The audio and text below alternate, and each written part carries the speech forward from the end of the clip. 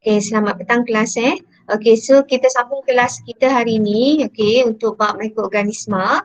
Okay, hari ni untuk kegunaan mikroorganisma ataupun mikroorganisma yang berfaedah. Okay, so sebelum tu kita flashback dulu, kita tengok kita punya pembelajaran sebelum ni.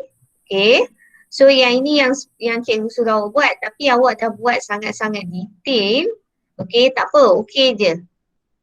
Okay, so tengok Okay, so nampak kan? Kalau tak nampak yang inform Okay, ni yang sebenarnya cikgu suruh buat. Okay, dalam table tapi awak buat sangat detail, tak apalah, itu pun sangat baik. Okay, so awak tengok ni. Okay, pengkelasan mikroorganisma. Okay, so kita tengok kita ada belajar 5 jenis mikroorganisma. Okay, ni cikgu flashback sahaja tau. Okay, kita ingat semula sahaja. Okay. Okay, so kita tengok balik. Okay, so kita tengok. Okay, kalau boleh awak masuk guna ID delima senang sikit, cikgu tak payah admit. Ni cikgu awak guna ID sendiri, cikgu kena admit setiap kali awak ni. Okay, so awak tengok. Okay, kita ada fungi, alga, protozoa, bakteria, virus. Okay, so minggu lepas kita belajar protozoa, okay, bakteria, okay, virus. Okay, tak apa, dia lari tak apa. Okay, so lepas tu minggu sebelum tu kita belajar fungi, kita belajar alga. Okay, so sekarang ni cikgu suruh senaraikan 5 ciri dia. Okay, cirinya daripada saiz, okay, bentuk, okay, ataupun struktur. Okay, lepas tu dari segi habitat, habitat tu maksudnya tempat tinggal dia. Okay, cara pembiakan, okay, cara pembiakan dan nutrisi, maksudnya cara dia dapatkan makanan. Okay. Okay, so hari ni kita flashback dulu yang ni. Okay, kita mulakan dengan saiz. Okay, saiz untuk fungi, okay, 10 hingga 100 mikrometer. Okay, saiznya sangat kecil, sangat halus. Okay, kita boleh nampak bawah mikroskop cahaya sahaja, cahaya yang kuasa rendah. Okay. Okay, saiznya sangat kecil ni. Okay, lepas tu untuk alga, okay, kita boleh nampak 1 hingga beberapa ratus mikrometer. Mikro tu pun masih kecil. Okay, dia nilainya sangat kecil. Mikro tu 10 kuasa negatif 6. Okay, protozoa, okay, saiznya 5 hingga 200 mikrometer. Okay, bakteria lagi kecil. Okay, lagi kecil. Okay, 0.2 hingga 10 mikrometer. Okay, dan paling kecil, yang paling seni, yang tak boleh dilihat dengan mata kasar, kena bawah mikroskop elektron. Okay, mikroskop yang teknologi yang canggih, okay, adalah virus. Virus 0.5 mikrometer, bawah 0.5, maksudnya 0.5 mikro kali 10 kuasa negatif 6, bawah mungkin 0.1, 0.2, sangat kecil. Okay, next. Okay, bentuk Okay, kita tengok bentuk. Okay, bentuk. Okay, untuk fungi, okay, kita ada yeast, kita ada muko. Okay, yeast ni adalah unicell. Okay, unicell tu maksudnya dia adalah satu sel. Okay, cikgu ubah balik. Okay, unicell ni adalah satu sel. Okay, kalau muko ni dia bentuk panjang sikit atau bentuk berbenang. Okay, dia adalah multi-cell. Okay, okay. Alga ni struktur dia ada klorofil dalam tu sebab dia nak buat makanan sendiri. Okey, lagi. Okey, untuk protozoa. Okey, protozoa kita ada paramecium. Paramecium bentuknya semacam kasut, tapak kasut, slipper. Okey, lepas tu kita ada amoeba. Amoeba ni bentuknya tak tetap. Okey, dia macam jelly. Kalau dia bergerak sini sikit, bentuknya macam lain, macam star. Dia gerak lagi, bentuknya dah lain. Okey, lepas tu kita ada Euglena. Ada satu lagi Euglena Okey, Euglena ni dia ada klorofil. Dia boleh buat makanan sendiri. Okey, dia boleh buat makanan sendiri. Maksudnya dia boleh buat fotosintesis. Kalau yang ada klorofil ni, maksudnya dia boleh buat makanan sendiri melalui proses fotosintesis. Okey, lepas tu kita ada bakteria. Okey, ingat susunan ni, ini daripada fungi, alga, okey, protozoa, okey, bakteria dan virus. Okay, tu kejap cikgu ambil. Okay, Jimmy Eng ni apa tu? Siapa cikgu lupa nama dia. Yang pengawas tu, Lima Argon. Okay. Okay, so itu cikgu flashback Okay, so sekarang ni cikgu dah ada 20. 20 okay, hari ni nampak okay sikit kehadiran. Okay, so sekarang ni kita tengok. Okay, ini adalah fungi, alga, okay, protozoa. Protozoa kita ada paramecium, ada amoeba, kita ada euglena. Okay, paramecium bentuk slipper, amoeba bentuk tak tetap. Okay, euglena pun bentuknya tak tetap juga. Okay, cuma beza amoeba dengan euglena ni dia ada klorofil. Okay, klorofil maksudnya dia boleh buat makanan sendiri. Okay, lagi. Okay, untuk bakteria. Okay, bakteria kita ada 4 jenis pattern, 4 jenis bentuk lah. Okay, 4 jenis bentuk. Ada bentuk spera. Spera tu bentuk coccus. So yang ada nama dia coccus belakang tu bentuknya mesti bulat. Okay, lepas tu ada bentuk pilin. Pilin ni ataupun namanya spirillum. Spirillum tu bentuk macam spiral. Spiral macam apa makaroni, pusing-pusing kan. Okay, lepas tu bentuk root. Okay, root tu panjang. Okay, root panjang, lepas tu bentuk koma. Koma ni vibro. Okay, okay, lagi dia ada dinding sel, dia ada kapsul, dia ada villi, dia ada flagellum. Okay, so untuk virus bentuknya adalah spera, helix, polyhedral, dia ada kompleks. Kompleks ni maksudnya gabungan helix dengan polyhedral. Okay, helix tu panjang, polyhedral tu maksudnya bentuk macam pentagon, hexagon, nonagon. Okay, dia bentuk penta-penta tu lah. Okay, okay, next. Okay, kejap cikgu ambil ni. Okay, so boleh kan sampai sini? Okay, next. Okay, sampai sini. Okay, kita tengok habitat. Okay, habitat dia.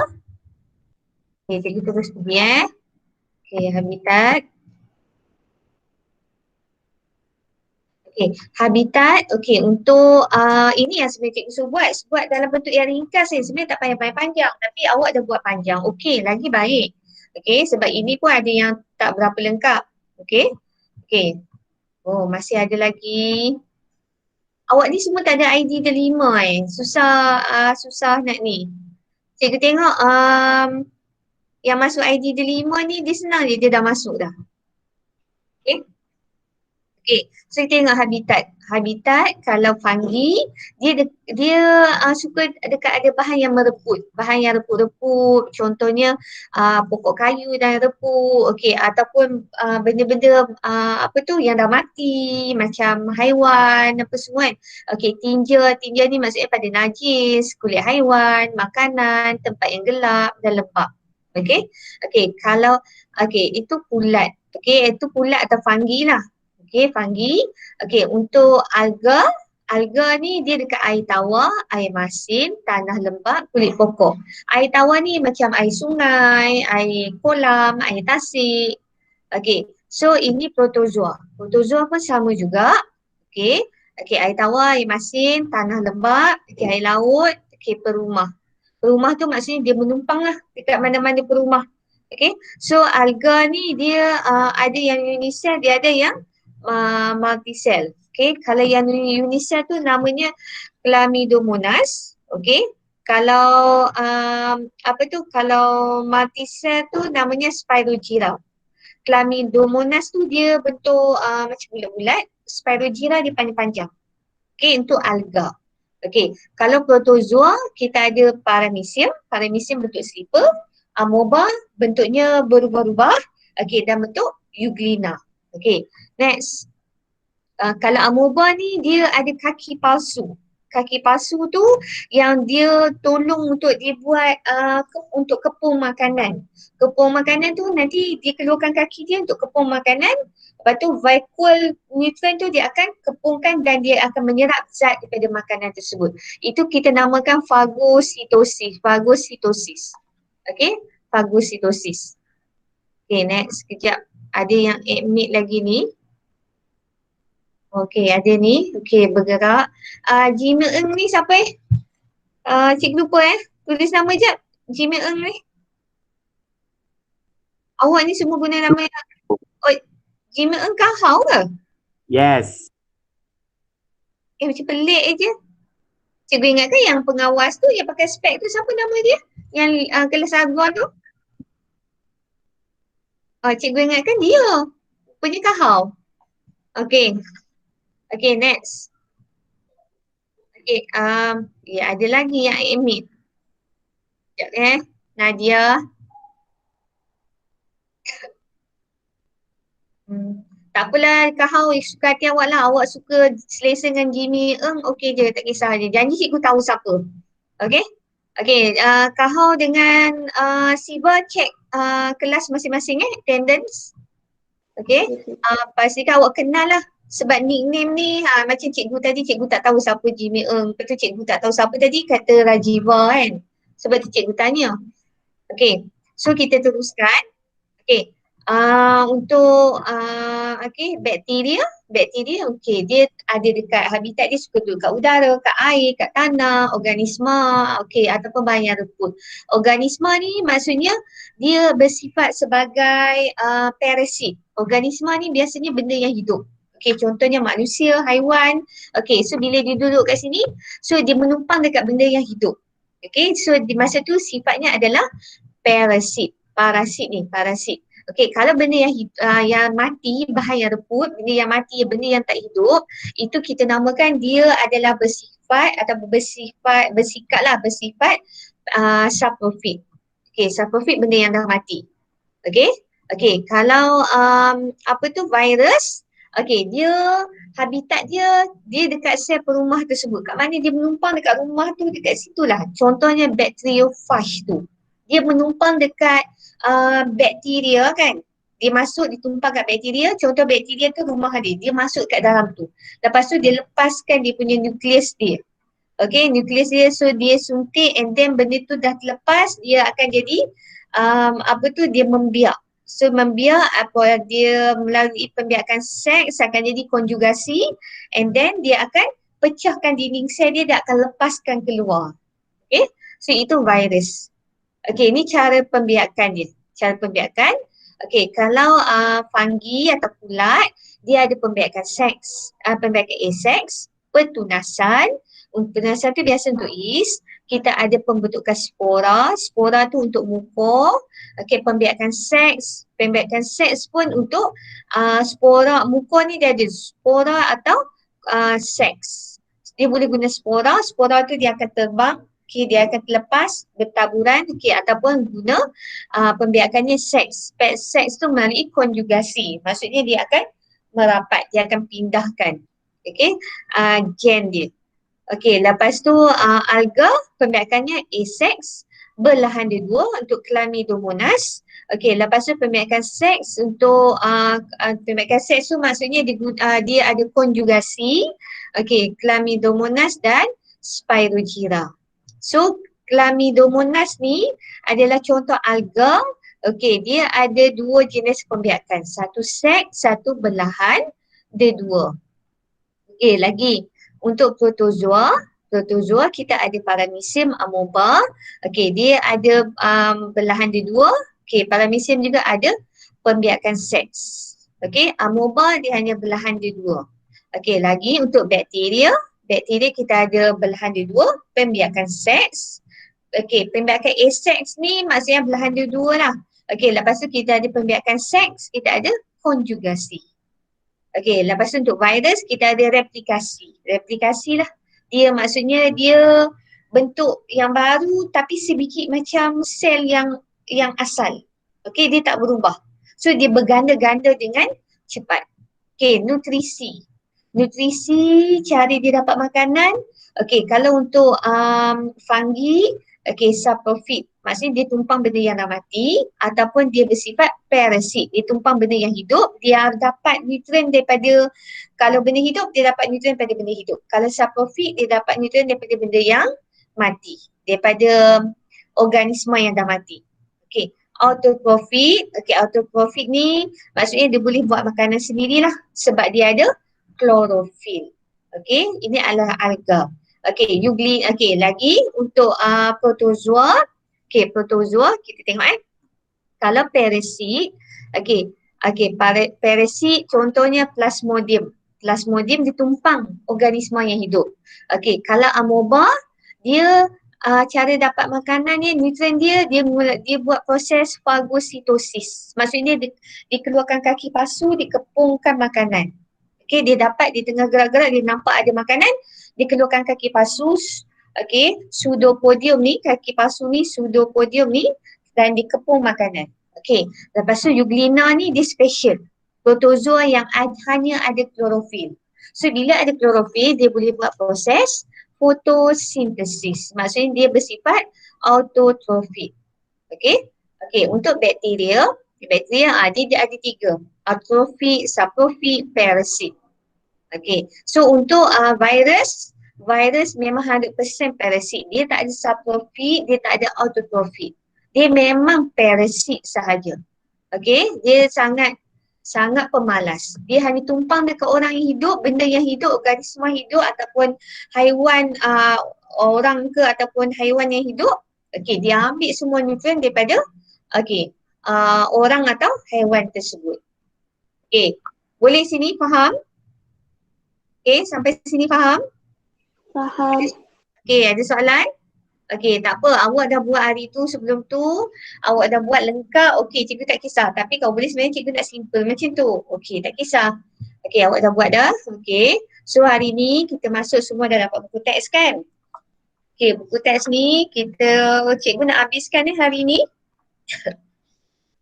Okey, hari ni kita masuk muka surat hari tu kita dah masuk faktor.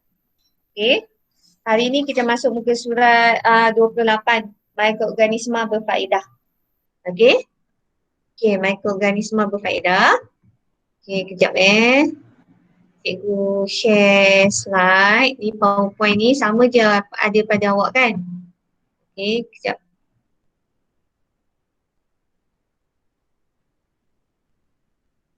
Kalau mengantuk standby apa-apa ni awak pandai kan? Okey, kalau boleh jangan gerak sekejap-sekejap je lah. Jangan on tapi awak tak ada dekat sini. Okey? Okey, sangat rugi. Sebab siapa nak tolong awak lagi? Yang tak dapat join cikgu memang tak boleh nak buat apalah. Okey, so kita teruskan. Okey. Okey, kita tengok mikroorganisma yang berfaedah. Okey. Sekejap, handphone cikgu bunyi. Kejap, handphone cikgu bunyi. Patut cikgu.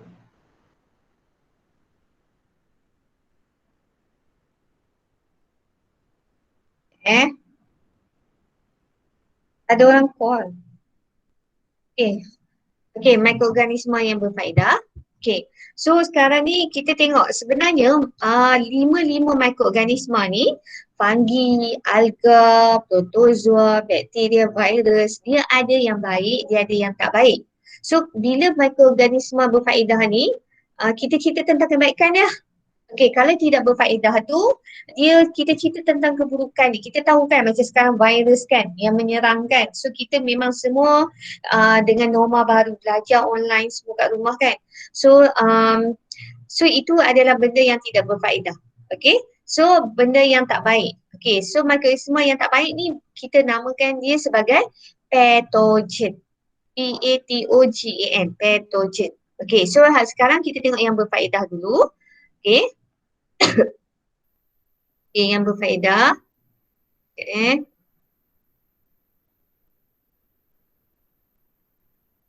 Enter. Okey, tengok yang berfaedah. Okey. So sekarang ni kita nampak kan yang keluar dekat sini. Ini adalah kulat. Okey.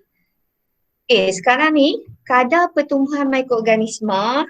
Okey, ini cikgu dah masuk belum Belum Okey. Sudah kan? Mikroorganisma berfaedah. Okey.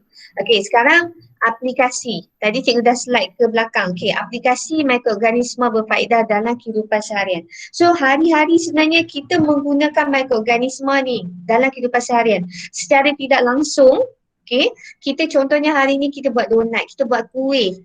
Kalau kita tak buat pun kita pergi kedai beli roti. So semua benda-benda yang masuk bahan-bahan untuk jadikan roti tu adalah mikroorganisma. Okay, mikroorganisma tapi yang berfaedah. Contohnya kita minum yogurt.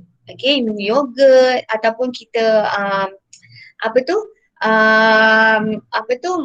minum Vitagen. Okay, so itu adalah mikroorganisma yang berfaedah. Okay, so nanti at the end cikgu nak tunjuk satu benda satu benda live lah. Okay, so kita tengok ini dalam buku teks saya muka surat 28. Okay, so kita ada 3 bidang utama mikroorganisma ni. Okay, bidang yang pertama adalah perindustrian. Perindustrian biasanya kita buat untuk perkilangan, untuk makanan, makanan, untuk minuman, untuk barangan kulit. So Cik ambil yogurt Cik tadi. Sekejap cikgu tunjuk. Biasa makanan kita gunakan yeast ni. Untuk buat roti, untuk buat kuih, untuk buat macam-macam lah. Minuman. Minuman. Awak nampak kan? Cikgu tunjuk pada awak. Minuman. Nampak kan? Ini homemade homemade yogurt. Jiran cikgu yang jual. My yogurt. Nampak my yogurt? My yogurt ini ada probiotik dengan prebiotik. So dalam ni kita dah letakkan biasanya kita gunakan bakteria Bacillus tadi. Kita letakkan dalam ni. So kita akan kulturkan dia. Kita akan kultur dia, maksud kita biarkan dia dalam satu masa yang tertentu, untuk dia membiak. Tapi ini baik untuk usus. Sebab kita cerita tentang yang berfaedah. Ini rasa anggur grape. Ni rasa anggur grape. Contohlah. Sebab cikgu pun dia baru hantar tadi, kebetulan lah nak ajar awak hari ni kan. So kita tengok. Minuman. Minuman tengok. Simpan balik. So ini tengok bakteria yang kita gunakan, Lactobacillus bulgaricus. So Bacillus ni namanya Bacillus ni, so dia bentuk root. So Bacillus ni. Lagi barangan kulit bifidobacteria. So namanya pun ada bakteria kan. So ini kita buat barangan kulit. So dekat lab, eksperimen yang kita akan buat, kita memang guna bakteria jenis ni, Lactobacillus subtilis. Nampak? Jenis root. So bakteria ni dia dalam bentuk powder bentuk serbuk yang halus macam powder, macam bedak yang kita letak muka tu. Macam Johnson baby powder tu. Kita letakkan dalam satu bekas. So bila masa kita nak guna tu, kita akan shake dia, goncang dia letak dekat kita punya jelly tu. So Lactobacillus subtilis. Biasa cikgu panggil Bacillus je lah, Bacillus subtilis. So ini adalah bakteria. Tengok panjang dia. So dari segi perindustrian. Itu kebaikannya. Dari segi pertanian, pertanian kita tengok biasanya untuk pencernaan haiwan. Kita guna bifidobacteria, untuk penitratan, bakteria penitratan, Nitrobacter atau Nitrosomonas. Pertanian lah, untuk pertanian maksudnya untuk suburkan tanah, untuk dapat hasil pertanian yang lebih banyak. So kita guna semua bakteria ni. Ni semua bakteria. Lagi perubatan. Untuk perubatan. Perubatan sangat banyak. Contohnya, orang yang sakit kencing manis, diabetes mellitus, nama sains kan. So pankreas adalah satu kelenjar. Pankreas dah rosak. Dia tak boleh keluarkan hormon insulin. Bila dia tak boleh keluarkan hormon insulin, doktor akan bagi insulin buatan. Insulin buatan tu maksudnya hormon insulin tu dia buat. Dia bukan original. Kalau kita ada pankreas, yang pankreas kita elok, dia akan hasilkan insulin sendiri. So, doktor cara lain untuk turunkan kadar glukos dalam darah dia, doktor terpaksa bagi insulin buatan. So, insulin buatan ni dibuat daripada bakteria ini. Bakteria daripada fungi, daripada protozoa, so daripada ada virus, semua dibuat daripada Ni DNA rekombinan ataupun E. coli. Okey. Okey, lagi. Okey, untuk penyakit-penyakit, contohnya sakit disebabkan oleh bakteria. Okey, dia akan hasilkan antibiotik. Antibiotik ni daripada bakteria penicillin. Okey, penicillin. So kalau nama silin ni, okey, bakteria ni adalah grup penicillin. Penicillin ataupun penicillium, sama je. Okey. Okey, lagi. Vaksin. Okey, vaksin. Ini antibiotik untuk orang yang dah sakit. Okey, kalau vaksin untuk orang yang masih sihat. Kita sihat, tak ada apa-apa, tak sakit apa, tak demam, tak batuk, tak sesama, kita pergi dapatkan vaksin sebelum kita dijangkiti oleh virus tersebut. Contohnya, okey, sebelum kita kena rotavirus, rotavirus ni adalah satu penyakit yang disebabkan oleh virus tu namanya rota. Bila kita sakit, kita akan cirit-birit, kita akan pergi toilet, pergi membuang-buang pesu muntah, buang cirit-birit, okey, sampai kita dah letih sebab air dah tak ada dalam badan kan. So, sebelum kita kena virus rota ni, okey, kita digalakkan ambil vaksin untuk tingkatkan kita punya imuniti badan untuk kurangkan jangkitan pada rotavirus. Okey, lagi ni pun sama. Salmonella poliovirus. Polio ni masa kita kecil, masa kita baby dah kena inject dekat sini polio. Ada banyak kali kita inject polio. Okey. Okey, so diinject virus yang berfaedah, yang baik untuk kesihatan. Okey, lagi. Ini cikgu dah terangkan. Okey, tadi. Okey, untuk perindustrian, okey, minuman, okey, barang kulit, makanan. Okey, lagi pertanian. Okey, pencernaan. Okey, cikgu dah cakap tadi. Okey, untuk pertanian, untuk suburkan tanah, untuk dapatkan hasil pertanian yang lebih baik, lebih banyak. Okey, untuk tingkatkan hasil pertanian. Okey. Okay, next. Okey, perubatan. Okey, perubatan. Ni ada yang masuk lagi? Tak ada kan? Okey, perubatan. Cikgu saya tak nampak. Kenapa tak nampak Cikgu saya tak nampak. Nampak slide tak? Tak nampak. Tak nampak. Kenapa tak cakap? Okey, cikgu stop sharing. Cikgu try sharing one more time. Okey. Sebab yang lain diam je. Okey, nampak slide? Nampak tak slide? Okey, nampak? Nampak cikgu. Okey, nampak. Okey, boleh. Okey. Cikgu saya tak nampak. Okey dah. Okey, Sanjina nampak Okey, Fuziyun, okey boleh nampak. Okey, boleh nampak buku teks. Okey, tak apa. Kalau tak nampak buku teks pada. Tapi kalau tak nampak slide cakap Okey. Okey, so tengok ni. Tadi samalah yang tadi cikgu cakap. Ini sebenarnya cikgu cakap tadi, semua yang cikgu cakap tadi kalau awak tak nampak, ini sebenarnya yang ni cikgu cakap tadi. Yang daripada buku teks, muka surat 28. Okey. So perindustrian tadi kita dah bincang. Okey. Pertanian sudah, okey, untuk tingkatkan hasil pertanian, untuk suburkan tanah. Okey, perubatan, okey, cikgu dah cakap tadi untuk insulin, okey, DNA dikombainkan dengan E. coli, okey, untuk antibiotik, okey, penicillium ni adalah sejenis bakteria untuk merawat sakit yang disebabkan oleh bakteria juga, okey. Okey, lagi, kalau awak dapat antibiotik, dekat belakang antibiotik tu ada tulis nama silin, contohnya cloxacillin, amoxicillin.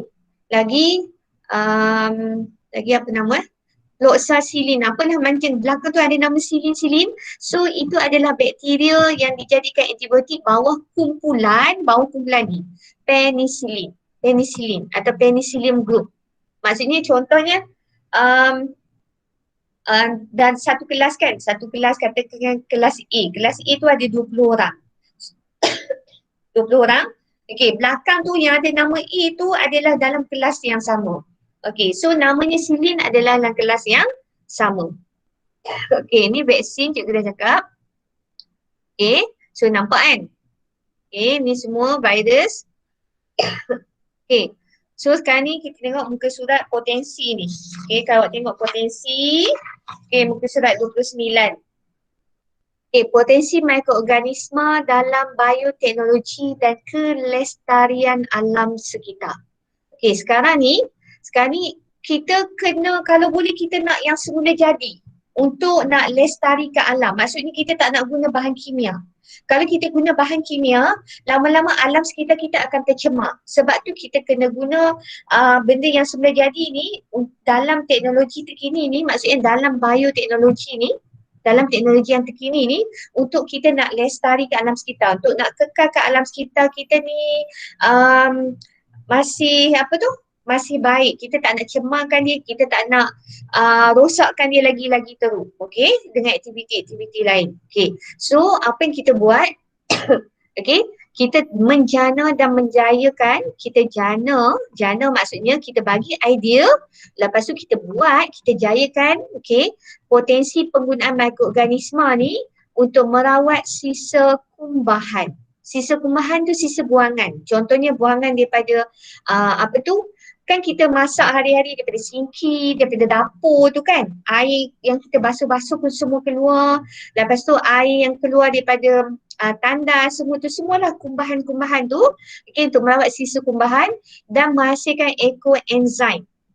Ekoenzim melalui penapaian sisa pertanian. Okay, so sekarang ni dia cari idea, okay, dia cari idea, okay, penyelidik ni dicari idea untuk dapatkan kegunaan mikroorganisma ni untuk merawat sisa kumbahan. Okey, yang pertama untuk merawat sisa kumbahan, okey. Yang kedua untuk hasilkan ekoenzim, okey. Ekoenzim melalui proses penapaian. Proses penapaian sisa makanan. Maksudnya dia buat dua. Satu yang pertama kegunaan dia nak cari kegunaan mikroorganisma ni, satu untuk merawat sisa kumbahan, yang kedua untuk menghasilkan ekoenzim. Okey, dua saja. Untuk merawat sisa kumbahan, satu lagi untuk menghasilkan ekoenzim. Okey, so kita tengok satu-satu Okey, kita tengok satu, awak tengok larutan pembersih ekoenzim. Okey, muka surat 30. Okey, kita tengok 30. Okey, kita tengok ada Malaysiaku kan? Awak tengok ada Malaysiaku. Okey, penggunaan ekoenzim sebagai larutan pembersih bahan berminyak merupakan suatu aplikasi teknologi hijau dalam sektor pengurusan sisa dan air sisa. Okey, so sekarang ni dia nak hasilkan satu benda, contoh ni larutan pembersih ekoenzim. Ekoenzim lah, ekoenzim. Cikgu sebut ekoenzim BI sikit lah, ekoenzim. Okay, so dia merupakan satu contoh dalam teknologi hijau. Macam sebelum ni yang tahun lepas, ingat tak cikgu suruh simpan kulit buah limau. Ada yang bagi pada cikgu, lepas tu ending ni kita cuti panjang, lepas tu dah tak buat. Okay, kulit buah limau tu kita nak ekstrakkan dia, okay, untuk dapatkan benda lain. So itu adalah teknologi hijau. Kita guna bahan semula jadi. Okey, so sekarang ni larutan pembersih ekoenzim ni ataupun ekoenzim ni, okey, ini adalah yang semula jadi. Okey, kita bandingkan dengan bahan pencuci kimia. Okey, ini guna bahan kimia. Okey, so kita tengok, awak tengok dalam buku teks. Apa maksud ekoenzim? Apa ekoenzim?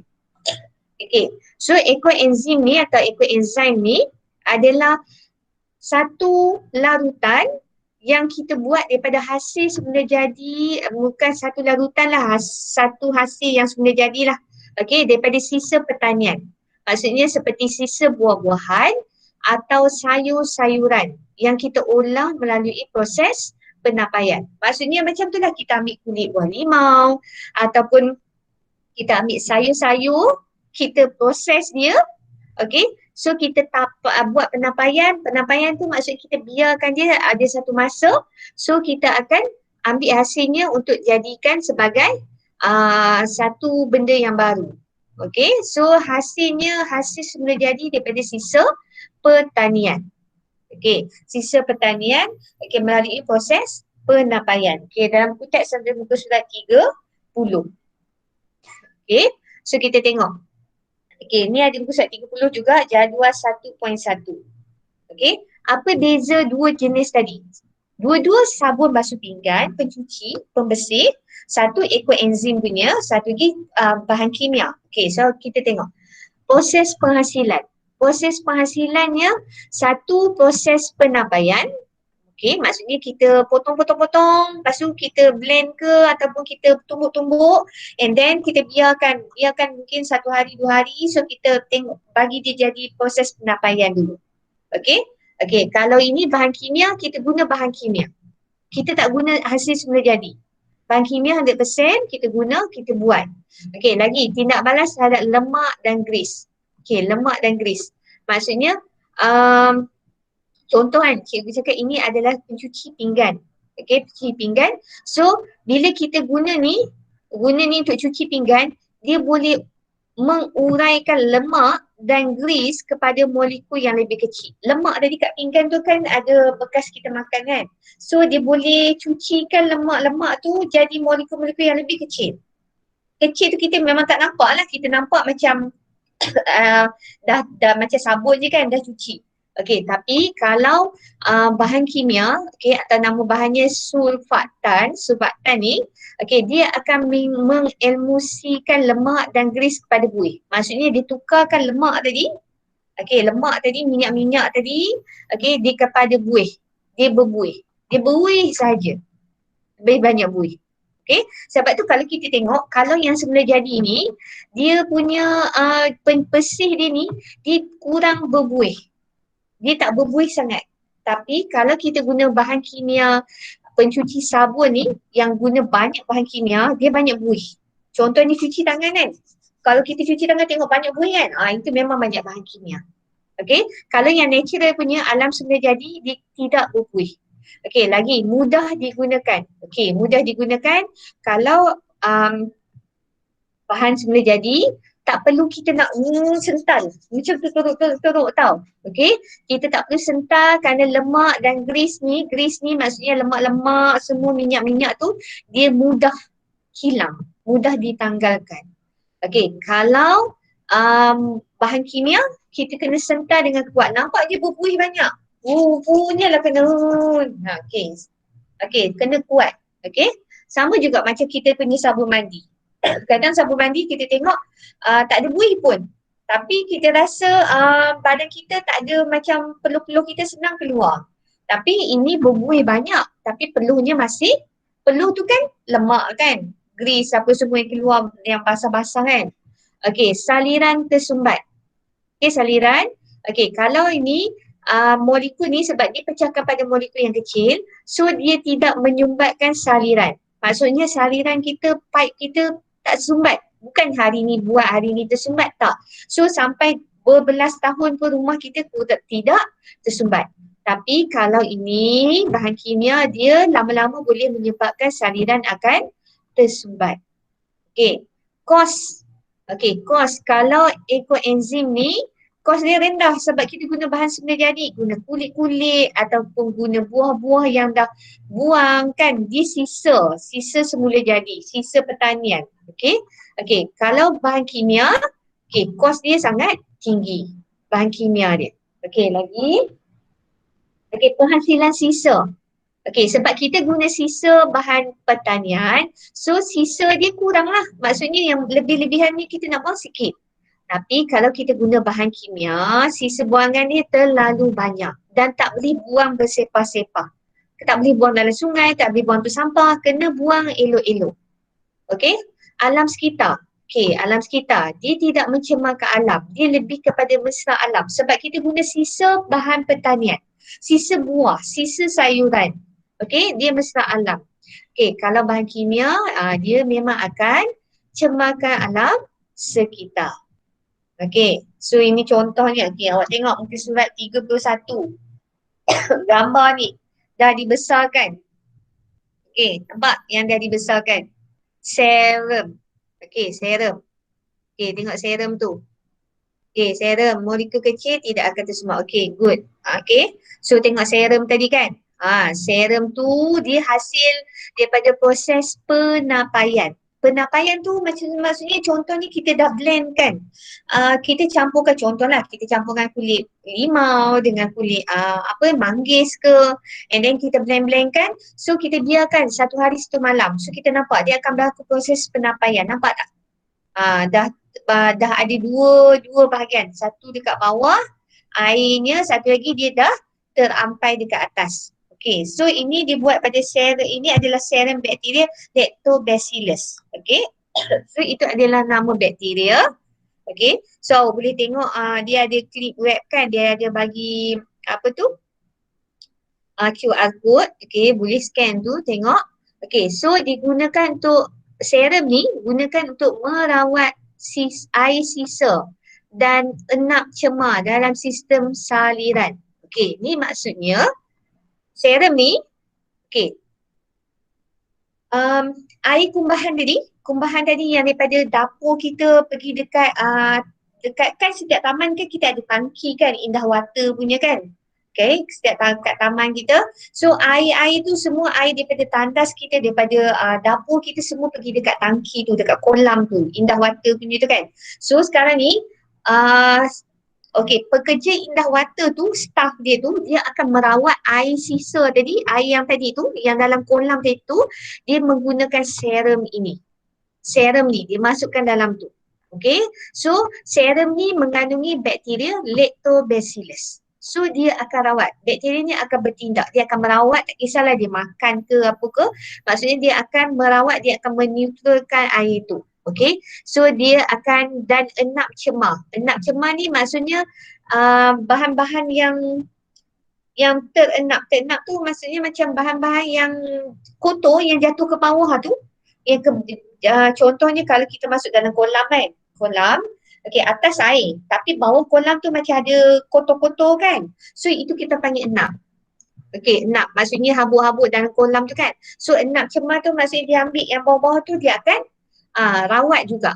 Okay, dia akan rawat, dia akan baiki. So yang rawat ni adalah bakteria ni, bakteria Lactobacillus. Okay, okay lagi. Okay, ni ada juga surat 31. Okay, kegunaan serum bakteria. Serum tadi, kita nampak macam ni je kan, tapi kegunaannya sangat banyak. Nampak macam ni. Okay, memang dihasilkan banyak sangat. Okay, so kita tengok kegunaannya. Okay, kenapa kita guna serum tu dekat dalam kolam atau loji Indah Water? Kalau awak pergi dekat, dia sangat bau busuk kan kat situ. So bakteria tadi dalam serum tadi, dia akan kurangkan bau busuk, dia akan buang bau busuk tu. Sebab tu kita tak bau. Okay, kita tak bau, melainkan kalau pergi masuk dalam tu ialah. So kalau tak, rumah sebelah tu pun dah sangat berbau busuk. Okay, okay, lepas tu dia merawat. Merawat maksudnya dia kawal sisa kumbahan dalam loji tadi. Dikawal, lepas tu dihasilkan enzim. Dihasilkan enzim untuk merawat. Lagi, dia memajukan industri perikanan. Contohnya ikan yang kita bela dekat dalam kolam. Kolam yang besar-besar kan.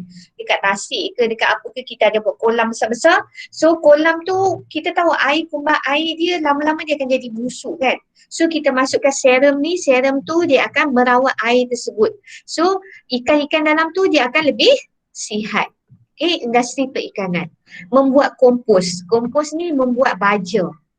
Okay, baja tu tadi yang enap cemar tadi, baja-baja yang dekat dasar-dasar ni dia ambil, dia buat baja. So baja tu lebih sihat, lebih sesuai untuk pertanian. Okay, membantu pencernaan haiwan ternakan. Okay, membantu pencernaan. Maksudnya haiwan-haiwan ni kalau dia nak membuang lebih senang. Sebab dia makan hasil daripada serum ni. Serum ni ada bakteria Lactobacillus. Macam tadi cikgu tunjuk yogurt kan. Yogurt Vitagen, Yakult, semua tu ada Bacillus. So Bacillus ni dia senang, dia dekat usus kita. Dia dekat usus dia memudahkan, melancarkan pencernaan. Okay, kalau tak nanti kita susah nak membuang. Okay, sebab tu kita perlukan Bacillus, bakteria yang baik. So yang dekat Lactobacillus lah yang baik. Kalau pegang guna tangan pun tak ada efek apa pun, jangan risau. Bukan bakteria yang boleh menyebabkan penyakit. Okay. Okay. So dah habis. Okay, dah habis 1.2. Cikgu nak habiskan 1.3. Okay, sampai sini. Ada soalan? Faham? Boleh? Boleh faham cikgu. Kan takut ada yang dah tidur. Tu cikgu kata standby makanan ke apa ke. Cikgu tak nampak awak. Okay. Awak dah tutup ni kamera kan. Okay. So standby je makanan apa. Cikgu tak kisah. Okay. Janji belajar jangan tidur. Okay. Kejap. Okay. Faham kan Agus? Semua faham. Dave mana Dave? Sekejap, cikgu print screen. Cikgu memang suka print screen tapi cikgu akan suruh awak check juga.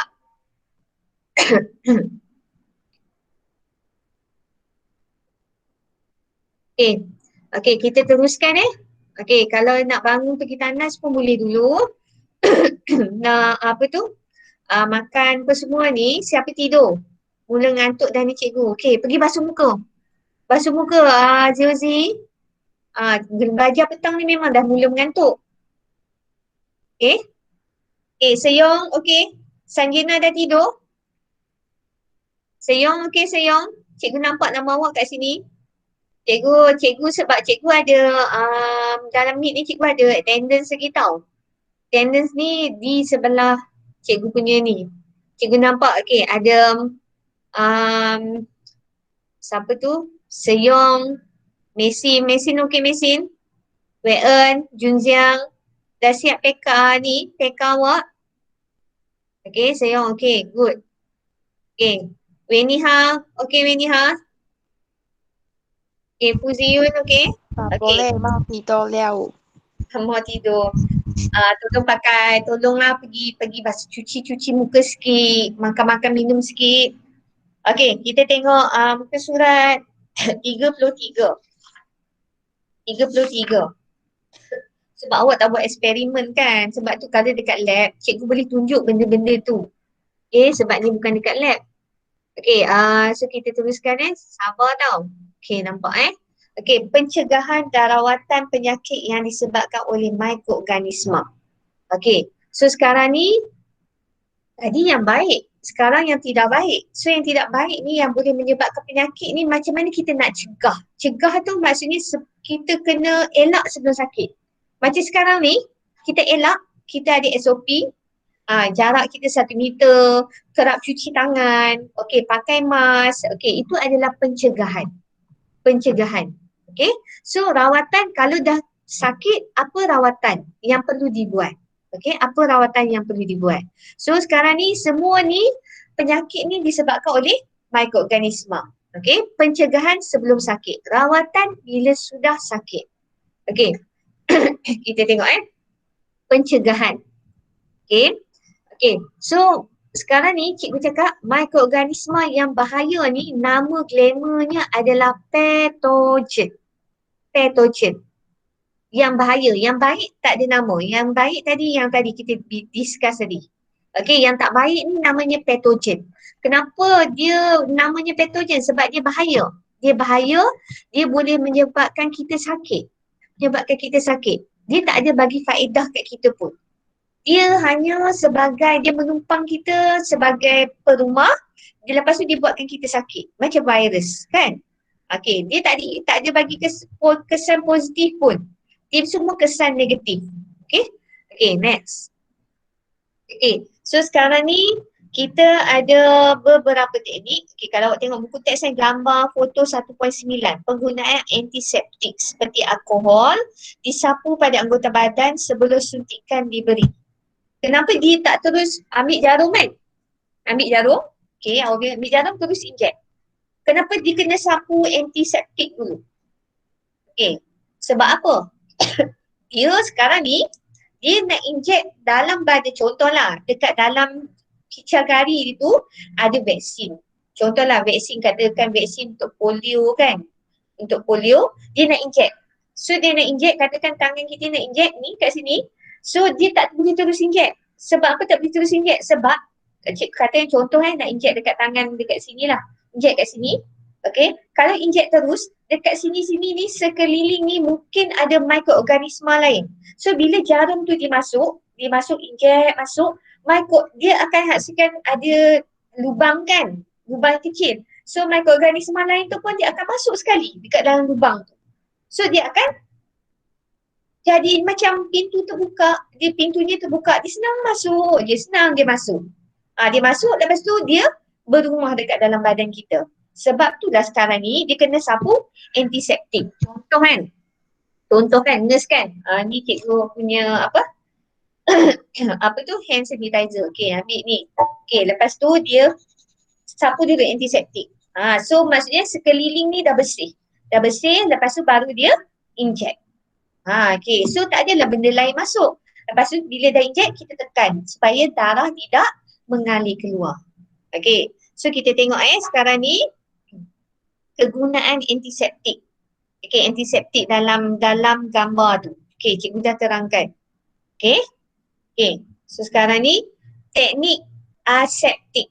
Okay, kita ada berapa teknik? Teknik aseptik. Okay, so teknik aseptik ni yang kita nak belajar ni, dalam teknik aseptik ni ada beberapa teknik. So teknik aseptik ni adalah prosedur kesihatan.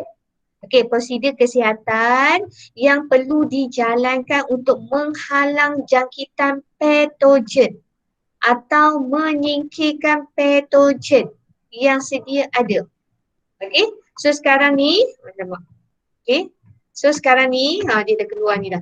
So sekarang ni, teknik aseptik ni, dia adalah satu prosedur. Maksudnya sebelum inject, mesti kena cuci dulu. Okey, sekelilingnya. Okey, untuk halang jangkitan patogen. Patogen ni adalah mikroorganisma yang jahat, yang tidak baik. Okey, untuk halang jangkitan patogen ataupun untuk singkirkan patogen. Okey, dia adalah teknik aseptik, adalah prosedur kesihatan yang wajib dibuat, yang kena buat. Okey, kalau tak buat tak boleh. Contohnya dia nak buat operation. Okey, barang-barang contohnya gunting, jarum, apa semua kan. So dia mesti lalu teknik aseptik dulu. Okey, so teknik aseptik adalah satu prosedur kesihatan yang untuk halang patogen. Okey, jangkitan patogen. Okey, so sekarang ni teknik aseptik ni, okey, lebih kepada kalau bahasa Melayu cakap kenapa kita kena buat teknik aseptik ni. Okey, kenapa kena buat teknik aseptik ni? Sebab kita nak mencegah lebih baik daripada merawat. Okay. So macam tu lah.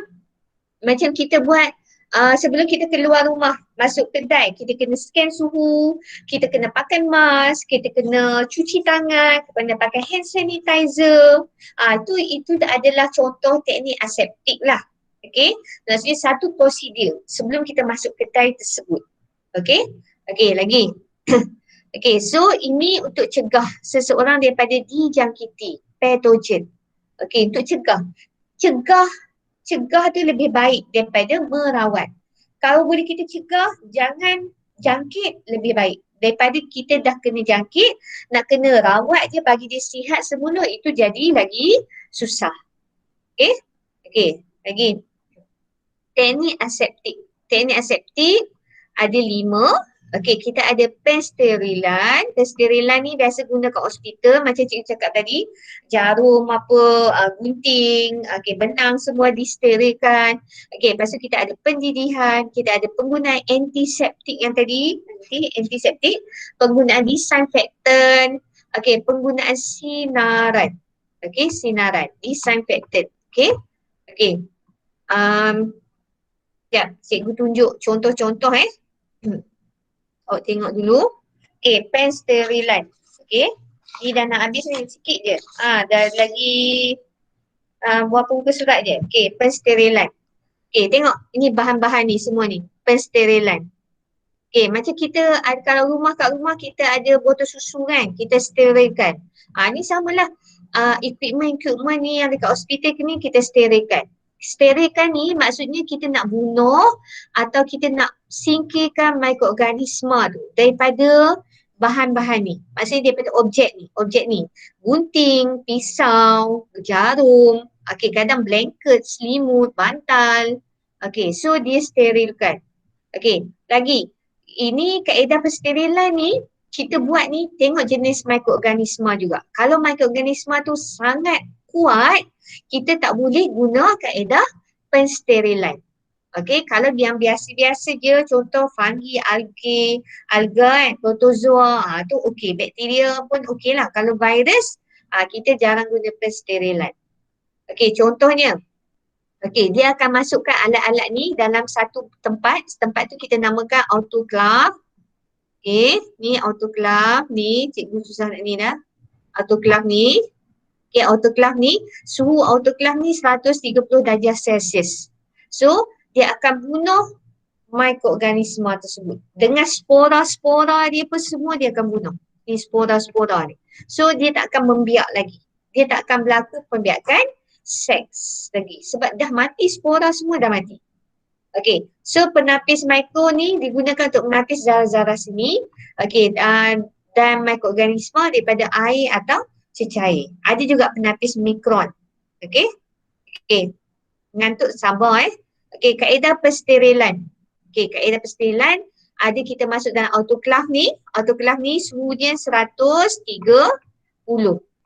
Okay, 130. Ni 130 kan tadi? 130 darjah.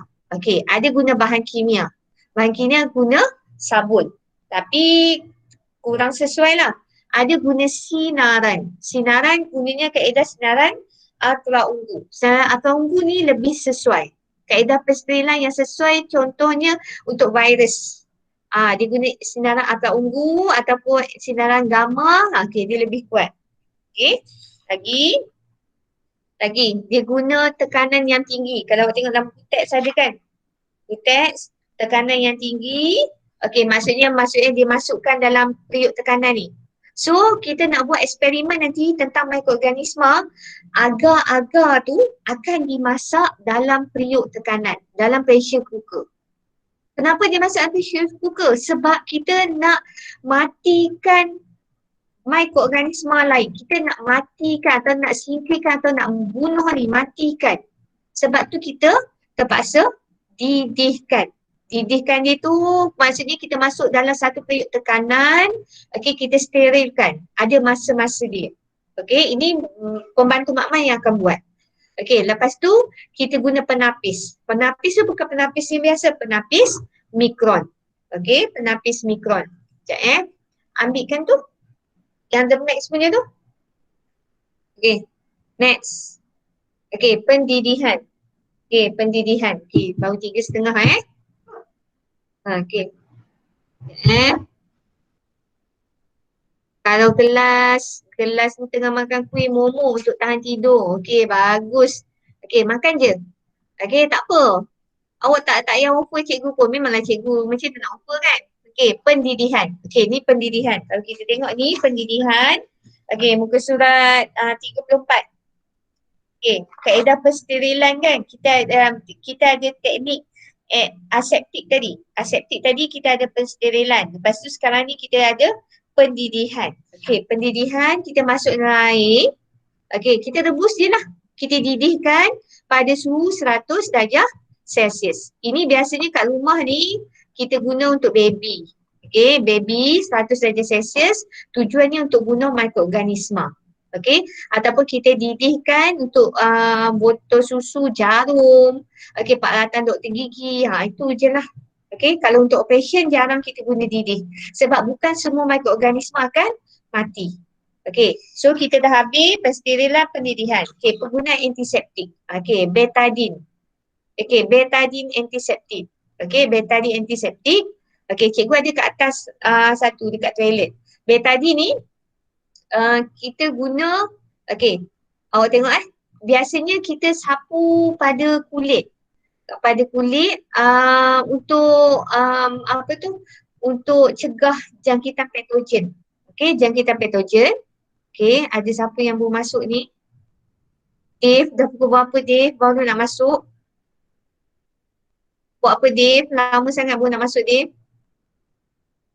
Okay, so patogen ni, antiseptik ni kita ambil, okay, lepas tu sapu je. Sapu je. So, kita nak elakkan jangkitan patogen ni. Patogen tu adalah mikroorganisma yang bahaya. Yang bahaya yang tak baik. Okay, so kalau kita buat apa-apa dia akan ikut sekali kan. So, dia hanya untuk sapu saja permukaan kulit. Dia tak boleh untuk dimakan, untuk apa-apa tak boleh. Okay, okay, so sekarang ni contoh antiseptik adalah ubat kuning.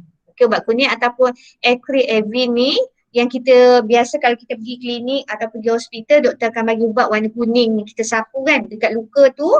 Itu adalah baik tau untuk elakkan jangkitan patogen. Kita sapu je kat luka tu. Kita cuci kan, nampak kulit kita warna kuning nanti. Sebab dia nak elakkan jangkitan patogen, lepas tu barulah kita sapu ubat. Sebab tu kena cuci dulu dengan ubat kuning tu. Okey, ataupun povidone dan alkohol isopropyl. Okey. Okay, lagi setengah antiseptik seperti acrylamine ni dan povidone ni dapat bunuh mikroorganisma, dan setengah lagi antiseptik prolavine ni menyekat atau menghalang pertumbuhan mikroorganisma. Dia halang, dia tak bagi mikroorganisma tu membiak lagi. Maksudnya dia tak bunuh, tapi dia halang daripada dia membiak, dia jadi pasif je lah. Alkohol isopropyl, biasanya digunakan sebagai antiseptik dan ejen pensterilize. So, ni biasalah kalau ni kan, ni apa tu, hand sanitizer, ni semua adalah ni. So, sebab tu hand sanitizer, mana boleh sembuh dekat dalam mulut. Mana boleh sembuh kat mata. Dia hanya untuk guna dekat permukaan kulit. So, dekat tangan je, press, apa tu? Tangan. Untuk permukaan kulit sahaja. So itu antiseptik. Ni contoh ni. Nampak kan? Biasa kita ambil, kita sapu dekat, contohnya kita luka kat sini, kita sapu dekat sekeliling acrylamine. Ni ubat kuning, ni povidone, alkohol. Alkohol ni dia rasa pedih sikit lah awal-awal, lepas tu berasa berangin, sejuk je. Lagi. Disinfectant. Ni contoh. Disinfectant dekat-dekat ni cikgu tunjuk. Disinfectant. Nampak dekat sekali cikgu tunjuk. Disinfectant. Ni memang cikgu ada jual. Memang banyak. Bukan cikgu cakap kat sini cikgu nak jual. Sebab internet saya tak ada tadi. Mak saya baru beli. So disinfectant ni. Disinfectant ni adalah yang keempat bawah teknik aseptik. So disinfectant ni. Disinfectant ni selain pada contoh ni, dia contoh lain bahan peluntur. Peluntur contohnya macam Clorox, cair klorin yang masukkan dalam air tu yang dekat loji tu, ataupun hidrogen peroksida, bahan peluntur apa-apalah. So disinfectant ni dia kita boleh gunakan pada benda bukan hidup. Benda bukan hidup kita boleh gunakan dekat cadar, tandas, kolam renang ataupun mana-manalah benda yang bukan hidup. Tujuan kita guna untuk bunuh patogen. Patogen ni adalah mikroorganisma yang tidak baik, yang bahaya. So ni disinfectant ni tak boleh guna pada benda yang hidup. Kalau terkena tak apalah, dia tak ada apa pun, dia bukan SCF semua. Tapi kita guna, contohnya kan, cikgu letak dekat lab satu botol. So cikgu guna, contohnya cikgu nak spray kerusi, cikgu nak spray meja. So cikgu spray semua tu untuk matikan atau bunuh mikroorganisma yang jahat tadi, yang kita nama dia sebagai patogen. So macam ni. Biasanya kalau kedai makan dia akan guna. Kedai makan dia guna, dia spray. Kalau kita dalam kereta pun contohnya kereta-kereta contohnya Grab, teksi ke kenderaan awam, so dia guna ni untuk spray. Untuk dekat cadar, dekat hospital apa semualah.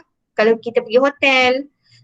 So disinfectant ni tak boleh guna untuk kulit atau luka. Kalau spray dekat kulit, dia tak rasa apa. Tapi sebab dia ada bahan kimia, so dia tak sesuai untuk kulit. Dia boleh efek kulit lah sikit. Kalau guna untuk luka, kita akan rasa pedih. Lagi contoh disinfectant kita selalu guna adalah bahan peluntur, hidrogen peroksida dan cecair klorin. So dekat sini dia guna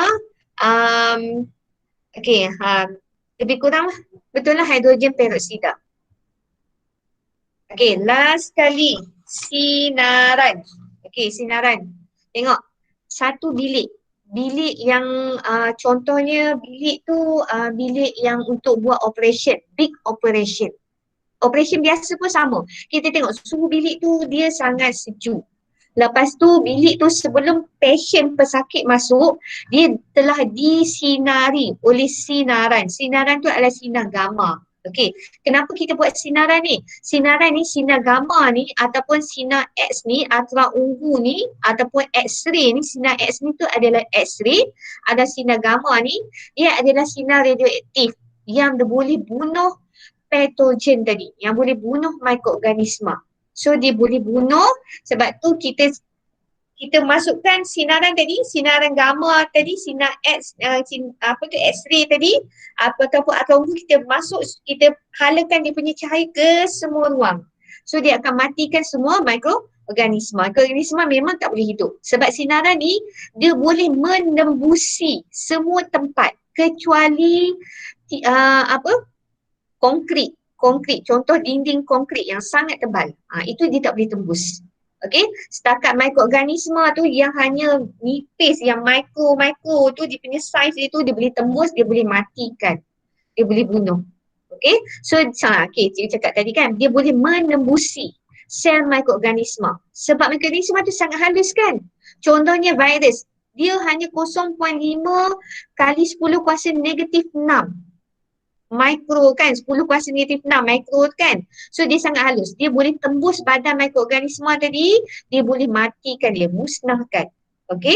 So sinaran ultraviolet ni guna untuk bunuh mikroorganisma dekat bilik bedah, dekat bilik operation. Sinar ultraviolet, sinar gamma, sinar X-ray. Sinar X tu adalah X-ray. X-ray yang kita selalu pergi X-ray tu, X-ray badan. Okey. So dah habis last antibiotik. Lepas tu habis antibiotik. Sampai sini ada soalan? Sebelum cikgu masuk antibiotik, faham? Sinaran tu boleh bunuh virus. Boleh bunuh. Tapi kalau virus tu dah mengalami mutasi, contohnya macam COVID kan. COVID ni, awal-awal dulu COVID ni dia tak mengalami mutasi tau. Okey, mutasi tu maksudnya gen dia tu dah tidak berubah. Dia asal macam tu je. Contohnya macam mana cikgu nak cakap kata kita orang Asia. Orang Asia kan, orang Asia. Okay, gen kita orang Asia, kita tengoklah badan kita macam mana, saiz macam mana kan. Okay, saiz kita macam mana. Okay, lepas tu tiba-tiba contohlah cikgu kata, awak tahu kan kena Dave tu badan cikgu bagi contoh Dave Okay, lepas tu Dave tu pergi kahwin pula dengan perempuan tu Mak Saleh English kan, orang UK katakan, UK dia tinggi, besar, badannya dah lain kan. So sekarang ni DNA dia tu dah dengan DNA dia tu dah bergabung. So bila dia orang dah kahwin, dah ada anak tu adalah generasi Dave lah. So itu yang dikatakan namanya macam COVID tu dia dah jadi mutasi. Dia dah gen dia tu dah jadi, DNA dia tu dah jadi lain. Dah jadi mutasi. Kadang-kadang mutasi tu pun disebabkan oleh kena sinaran juga. Contohnya dia kena sinaran radioaktif ke sinaran apa. So DNA dia tu dah mengalami, kromosom dia tu dah mengalami mutasi. Sebab tu dia jadi lain, dia jadi lebih kuat, lebih gagah. Bila dia serang masuk dalam badan kita, kita rasa lagi cepat sakit dan kita susah nak lambat baik. Sebab tu sekarang kata virus COVID tu lagi kuat sebab dah mengalami mutasi. Okay, ada soalan? Tak ada Cikgu masukkan antibiotik Okay. So antibiotik ni, antibiotik ni sangat penting. Okay, antibiotik kalau awak tengok, antibiotik ni dia guna untuk merawat bakteria saja. Alamak, bakteria saja. Dia terus kecil. Mana tadi Okay, merawat bakteria saja. Ni last. Okay, untuk merawat bakteria sahaja. Okay, fungi tak boleh, alga tak boleh, protozoa tak boleh, virus tak boleh. Okay, merawat bakteria saja. Sebab tu doktor kesan kalau orang tu, okay, macam mana doktor nak tahu kita ni sakit disebabkan oleh bakteria? Macam mana doktor nak tahu? Okay, ada boleh jawab? Cikgu tanya soalan bonus. Okey, macam mana doktor tahu pesakit tu dia sakit disebabkan oleh mikroorganisma bernama bakteria. Bukan mikroorganisma fungi, bukan mikroorganisma alga, bukan mikroorganisma protozoa, bukan mikroorganisma virus. Macam mana dia tahu? Okey, siapa boleh jawab? Right. Siapa boleh jawab? Tak ada boleh jawab. Okey, ni ada chat ni. Macam mana? Okey. Jimmy Ng tu Kahau kata hanya dilihat oleh mikroskop elektrik. Okey, macam mana dia nak lihat? Kita kena baring ke bawah mikroskop tu. Apa yang dia buat? Okey, macam mana kita nak tahu? Okey, macam mana kita nak tahu? Siapa ni? Peling. Peling macam mana? Apa jawapannya? Nagesh? Apa jawapan? Ada jawapan? Akmal? Alia, Syafika? Ada jawapan? Tak ada ni, ada orang kata ni depan ni. Tata cikgu panggil je. Wow, sungguh kebat. Tak adalah kebat pun. Okey, macam ni. Tak nak waste time tanya awak ke awak nak jawab pun. Cikgu yang jawab sendiri. Okey? Okey. Macam ni kita. Pandai Nagesh. Good girl. Pandai. Okey, Dara. Sebab tu lah kita kalau pergi klinik, okey, kalau setakat demam 1 hari, 2 hari, doktor kata doktor bagi ubat biasa je. Kadang doktor tak nak bagi antibiotik lagi. Sebab sekarang kenapa 1 hari, 2 hari doktor tak nak bagi antibiotik lagi. Kadang-kadang doktor yang suka bagi antibiotik tu, doktor tu main teka-teka je tau sebenarnya. Kalau ikut prosedur, okey, 3 hari demam baru boleh dapat antibiotik. Sebab kenapa 3 hari? Sebab 3 hari tu kita dalam masa 3 hari, contohnya hari ni kita demam, hari ni kita rasa sakit kepala hari pertama, hari kedua kita dah rasa demam, hari ketiga dah demam lagi panas kan. So masa tu bakteria dalam badan kita tu dia dah membiak dengan banyak, dengan banyak. Vaksin tak boleh rawat, cikgu cakap. Vaksin hanya diguna untuk mencegah. Kalau merawat mesti bakteria, mesti antibiotik. Okey, so sekarang ni bila hari ketiga baru doktor akan cek darah kita. Okey, doktor cek darah kita, kenapa dia ambil hari ketiga? Dia tak ambil hari pertama. Hari pertama dia tak dapat bacaan yang tepat. Sebab hari pertama bakteria tu dia baru nak membiak dalam badan kita. So dia tak nampak. Okay, so dia ambil darah hari ketiga baru dia nampak bakteria tu dah membiak. Membiak tadi, yang kita belajar tadi, cara pembiakan dia tadi, dia akan membiak dengan banyak. So kita tahu, oh itu adalah bakteria. Okay, mungkin dia demam, mungkin sebab sebab katakan sebab protozoa lah contohnya. Oh dia cek-cek, oh ini bukan sebab bakteria. Dia sakit sebabkan protozoa. Okay, so dia tengok lepas 3 hari. Biasanya lepas 3 hari tu kita tahu dia adalah disebabkan oleh bakteria.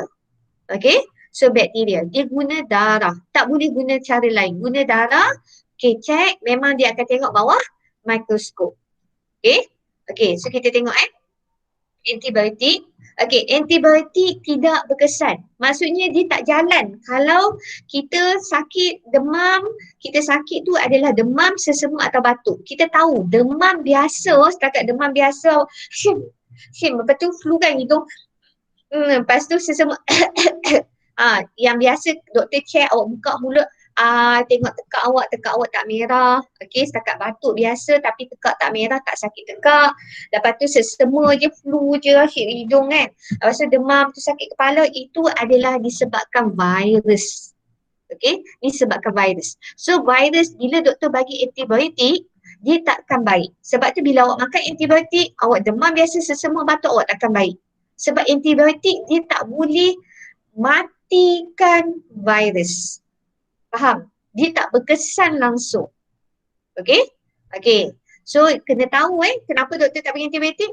Okey, sebab kita hanya demam biasa. Demam biasa sesama batuk tu ada disebabkan virus. Tapi kalau dah 2 minggu demam atau seminggu lebih demam tak baik-baik, kena pergi ambil darah. Daripada darah tu baru kita boleh cek sebab virus ke, bakteria ke, alga ke, fungi ke, protozoa. Okey. Lagi, apakah kerintangan antibiotik? Kerintangan. Kerintangan ni maksudnya uh, maksudnya badan kita tu bila kita makan antibiotik dia macam tak ada apa? Uh, tak ada apa-apa. Tak baik, tak ada apa-apa. Macam kita kebal, macam kebal tau. Okey, macam kita contohnya kita makan ubat tu tak ada fungsi apa-apa. Ubat tu adalah antibiotik. So kerintangan tu berlaku, berlaku apabila antibiotik tu hilang keupayaan untuk bunuh bakteria. Maksudnya doktor bagi antibiotik, kita makan. Tapi antibiotik tu dia tak boleh nak bunuh bakteria yang ada dalam badan kita. Okey, kenapa jadi macam ni? Kenapa jadi macam ni? Doktor bukan salah doktor. Doktor bagi antibiotik dekat orang A, okey badan dia. Tapi bila doktor bagi dekat orang B, antibiotik tu tak boleh nak bunuh bakteria yang dalam badan orang B tu. Kenapa? Badan buat orang A okey. Okey. So bukan salah doktor. Sekarang ni badan kita tu, orang B tu, dia ada satu rintangan. Maksudnya dia ada macam ada satu protection. Dia kebal terhadap antibiotik tersebut. Dia kebal. Kenapa jadi macam tu? Okey, so kenapa kejap lagi cikgu jawab Okey, sebab tu antibiotik tidak lagi berkesan untuk merawat jangkitan bakteria. So dia tak kesan lagi untuk orang B, untuk orang A okey. Okey, kenapa dia jadi? Okey, yang pertama sebab orang B tadi dia suka guna antibiotik secara berlebihan. Contohnya dia dah ambil antibiotik dekat klinik dekat Selesa Jaya contohnya. Okey, kat klinik Selesa Jaya dah baik contohnya. Bukan dah baik, dah habis. Lepas tu dia tak puas hati, dia pergi ambil pula antibiotik dekat klinik dekat Muterini pula. Doktor klinik lain-lain dia tak tahu, dia tak ada rekod. So dia suka makan antibiotik berlebihan. Bila berlebihan, dalam badan dia ada banyak bakteria yang antibiotik ni adalah bakteria yang berfaedah. Okey, so ada banyak dalam badannya. So dia akan jadi sebagai satu daya tahan yang kuat. So dia kalau dia sakit lagi, dia dah makan antibiotik dah tak okey. Sebab dia badan dia terlalu banyak antibiotik. Lepas tu dia guna antibiotik yang tidak betul. Contohnya, guna untuk merawat jangkitan yang disebabkan oleh virus seperti sakit dekak, demam, sesama dan batuk biasa dengan antibiotik. Contohnya, dia dah selalu makan antibiotik, dia batuk sesama, dia pergi jumpa doktor dapat antibiotik. Doktor biasalah, klinik biasa kan, dia nak duit saja kan. So, dia tak cek darah apa semua, awak baru demam berapa hari? Baru sehari, dia bagi tu sebagai antibiotik. So, awak makan je antibiotik, awak rasa dah kuat, dah kebal, body awak tu dah selalu ada antibiotik. So, bila awak sekali lagi awak sakit yang teruk, awak pergi ambil antibiotik tu dah tak function, dah tak berfungsi dalam badan awak.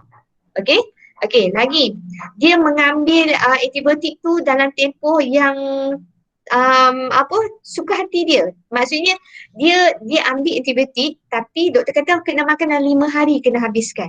Tapi dia makan 2 hari saja. Lepas tu lebihnya disimpan. Dia kata simpanlah, tak payahlah, dah baik dah. So maksudnya dia tidak mengambil antibiotik dalam tempoh yang ditetapkan. Doktor kata 5 hari kena makan. Doktor kata kena habiskan. Sebab bila dibuat suka-suka hati, makan 2 hari tak habis, badan dia tu dah jadi lain. Ketahanan kerintangan badan tu dah jadi lain. Lepas tu ini jenis makan tak habis. Doktor kata 5 hari, makan 2 hari. Ini doktor kata makan 5 hari, tapi pergi klinik lain, ambil lagi, makan lagi sampai 10 hari. Ini terlebih antibiotik. So nampak beza kan? Ini tak perlu antibiotik. Sebab itulah badan kita berlaku kerintangan. Maksudnya badan kita kebal. Antibiotik masuk pun tak jalan. Sakit apa pun tak jalan. Sebab tu ada setengah orang sakit, betul-betul dia sakit ni, pergi klinik dapat antibiotik, betul-betul sakit ni, tak tipu ni, tapi bila makan antibiotik tak jalan. Sebab badan dia dah ada kerintangan kepada antibiotik. Faham? Sebab tu kalau awak dah belajar sains ni, awak tahu mak ayah awak, biasa orang tua-tua kan suka makan ubat tak habis kan kalau antibiotik. So kita kena ajar dia, kena cakap kenapa. Cakap dalam bahasa yang mudah supaya dia faham. Lagi, bahayakah kerintangan antibiotik ni? Kalau kita kebal daripada antibiotik ni, kita kebal maksud kita kita antibiotik tu kita kuat, kita rasa kebal. Kebalnya tak payah antibiotik ni. So sangat bahaya sebab dia akan menyebabkan kita mudah terdedah kepada lebih banyak penyakit. Okey, sangat bahaya. Jangan ada kerintangan antibiotik. Ikut apa yang doktor nak. Okey? So cari doktor yang betul-betul yang boleh merawat penyakit kita. Okey? Okey, ni last page, lepas tu buat latihan. Okey, ni muka surat 40. Lepas tu latihan dah habis ni. Okey, so jenis penyakit-penyakit, so dia bagi contoh. Okey, pneumonia. Pneumonia, okey, tengok pneumonia ni paru-paru berair. Pneumonia ni yang putih-putih ni. Paru-paru dia berair. Okey, so disebabkan oleh bakteria. Kalau disebabkan bakteria, kita rawat guna antibiotik. Okey, bakteria guna antibiotik. Sebab bakteria dalam ni Streptococcus pneumonia. Okey, so Streptococcus bakteria dia bentuk bulat dalam ni. Okey, bakteria rawat guna antibiotik. Athlete's foot. Tengok athlete's foot. Okey, athlete's foot. Okey, athlete's foot kaki kan. Tak kisahlah biasa kat kaki lah, kaki kat betis ni kan.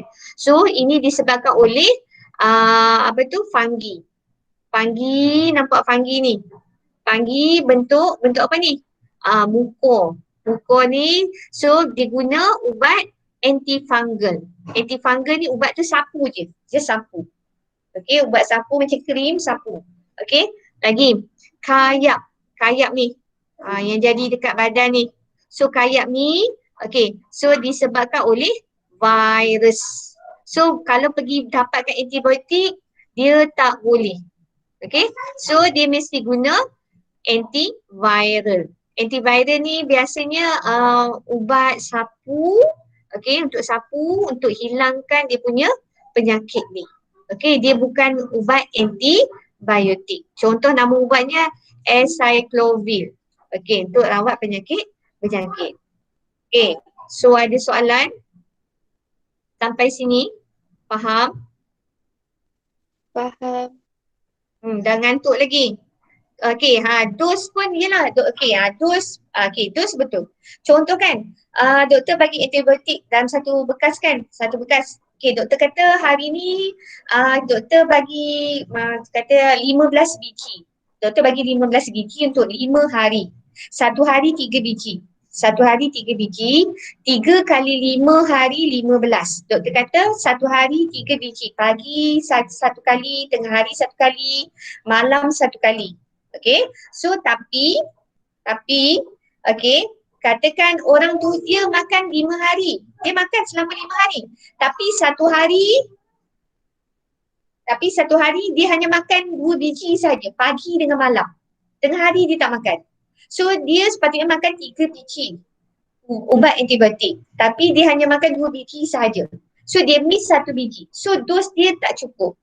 Bila dos tak cukup, okay, so dia pun boleh menyebabkan kerintangan pada antibiotik.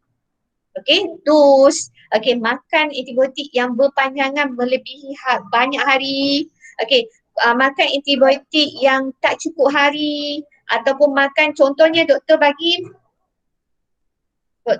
contohnya kan, doktor suruh makan sehari 3 biji, pagi, tengah hari, malam. Tapi katakan siapa kat sini, kata Kahau lah. Okey, Kahau nak cepat baik. Dia tak nak makan 3 biji satu hari. Dia makan pagi 2 biji, tengah hari 2 biji, malam 2 biji, 6 biji terus. Lagi cepat baik. Okey, itu dah salah. Itu dah overdose. Overdose nanti tunggulah kena masuk hospital. Faham? Itu contohnya. Okay, so jangan low dose, jangan overdose. Kena ikut sukatan apa doktor yang doktor bagi. Okay, faham? Okay, so homeworknya, okay, tengok buku teks. Buku teks, ni cikgu share buku teks Cikgu cakap, cikgu tunjukkan buku teks teruslah. Senang Okay.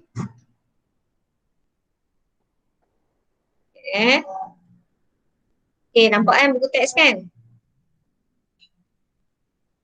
Okay. Okay, buku teks. Okay, Kalau tengok latihan 1.2, okey. 1.2, awak tengok latihan 1.2 tau, tengok dalam buku teks. Latihan 1.2 muka surat 32. Okey, nombor 1 tu nyatakan 2 contoh mikroorganisma. Okey, 2 contoh tu nombor 1 awak tak payah jawab lah nombor 1 tu sebab 2 contoh mikroorganisma dalam bidang perubatan kan. Perubatan, cikgu tak nak 2 contoh, cikgu nak semua nama dalam bidang perubatan ni. Ini contohnya, mikroorganisma, penicillium, okay, rotavirus, salmonella, okay, poliovirus, okay. So awak buat peta minda lah, peta minda ke peta buih, okay. Gambar tak perlu, just tulis nama dia saja. Contoh perubatan, okay. Lepas tu contoh untuk pertanian dan contoh untuk perindustrian, okay. Sebab dalam buku teks dia hanya nak 2 tapi kita nak lebih nama. Okay, so buat tu, okay lagi, lepas tu tengok buku teks. Okay, tulis yang tu, tajuk tulis lah. Okay, lepas tu, okay lepas tu cikgu nak suruh tulis apa maksud, okay tulis tajuk. Sekejap anak cikgu dah bising dah. Sekejap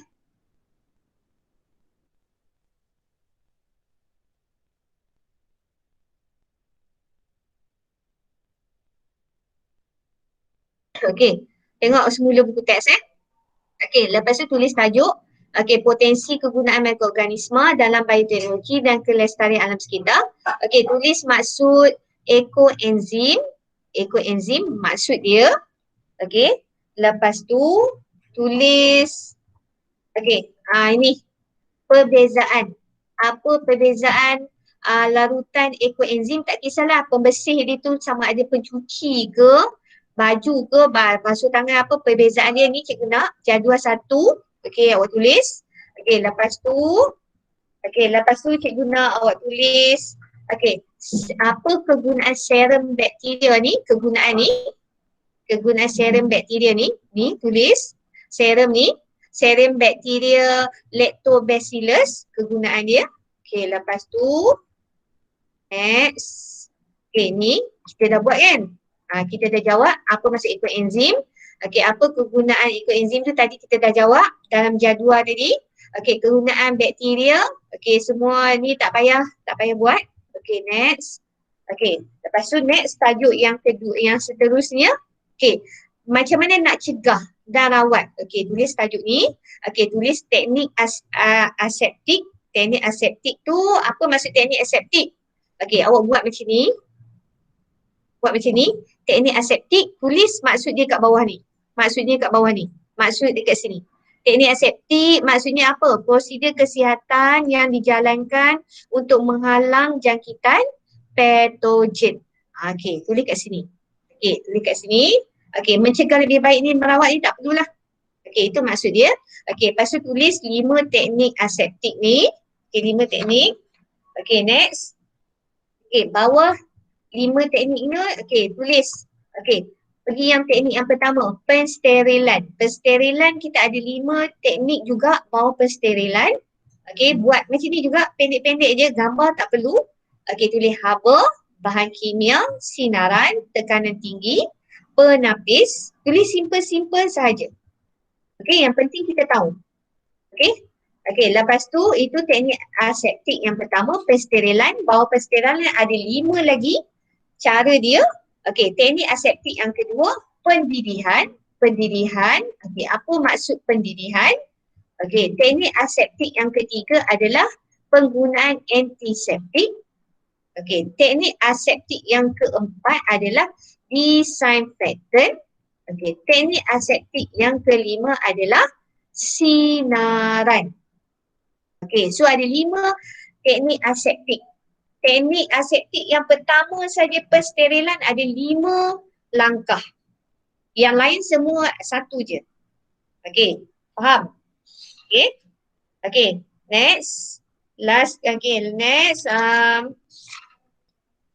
Okey, cikgu kita dah buat tu formatif 1.3 tak perlu buat lah sebab kita dah buat.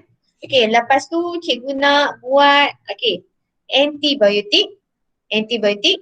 Okey, tulis apa maksud antibiotik. Antibiotik, apakah antibiotik? Apakah kerintangan antibiotik? Apakah punca berlaku kerintangan antibiotik? Buat pendek-pendek, bentuk point. Kau boleh buat dalam peta minda ke, peta buih ke, peta berganda ke, tak kisah. Okay? Buat simple. So nanti kita senang nak baca. Cikgu tak nak bentuk ayat panjang-panjang. Okay? Buat paling pendek yang ringkas, yang senang kita nak ni. Okay, next. Eksperimen nanti Okay, next. Okay, ini hanya, tak payahlah. Ini tak perlu. Okay, so ini kita dah jawab. So ini dah tahu kan jawapan dia apa tadi? Okay, faham? Okay, formatif 1.3 awak jawab je. Nombor 6 awak buat nombor 6 sahaja. Boleh nombor 6 sahaja. Okay, okay, ada soalan? Faham? Faham? Boleh? Boleh sampai sini? Okay? Boleh cikgu. Okay, yang lain okay, boleh. Okay, good. So, cikgu susah nak explain dalam group kelas lagi, nanti macam mana lah benda nak buat. So, kalau kawan tanya, cikgu minta diorang tanyalah pada awak semua yang ni. 1.2 tak perlu buat Yiheng. 1.2 tak perlu buat. 1.3 hanya buat soalan nombor 6 sahaja. Soalan nombor 6 sahaja. Okay? Contoh sinaran kan tadi kan. Sinaran maksudnya cahaya sinaran mengion, contohnya sinaran akan ungu, sinar X dan sinar gamma. Okay, itu je awak tulis. Okay? Untuk memastikan fungsi semua teknik aseptik ni semua untuk bunuh mikroorganisma. Fungsinya semua sama. Okay? Okay, so jawab formatif 1.3 muka surat 41 nombor 6 sahaja. Nombor 6 saja. Nanti yang muka surat 43, 44, 45 cikgu akan bagi homework hari Rabu ni. Cikgu bagi je lah supaya awak boleh buat. Okay, so ada soalan? Okay. Tak ada soalan? Okay kan? Okay, so terima kasih untuk kelas hari ni. Kalau ada masalah, tanya dalam grup. Okay. Kalau apa-apa boleh PM cikgu. Okay. So cikgu stop recording dulu. Sekejap. Okay, terima kasih yang join hari ni. Thank you cikgu.